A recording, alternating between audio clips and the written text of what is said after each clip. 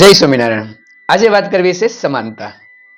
એક વખત સંઘના ઉત્સવની અંદર, ક્ષેત્રીય ઉત્સવની અંદર પંડિત દીનદયાળજી ગયા હતા। કાર્યક્રમ હતો ઉત્તર પ્રદેશની અંદર। સરસ મજાનો એ બૌદ્ધિક કાર્યક્રમ હતો।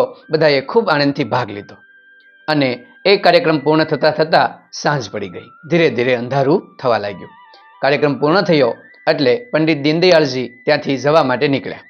સાથે ક્ષેત્રીય પ્રચારકો પણ સાથે હતા અને બધા સાથે જઈ રહ્યા હતા। રસ્તો થોડોક સાંકડો હતો કે એક વ્યક્તિ જઈ શકે એવો સાંકડો હતો।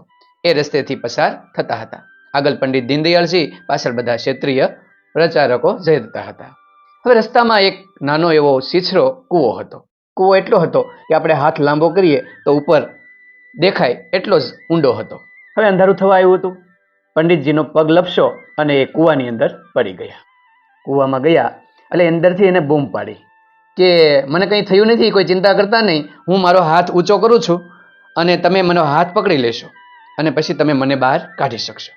તરત ક્ષેત્રીય પ્રચારકોએ પંડિતજીનો હાથ પકડી લીધો અને દીનદયાળજીને ઉપર લઈ લીધા અને એ સરસ રીતે બહાર આવી ગયા।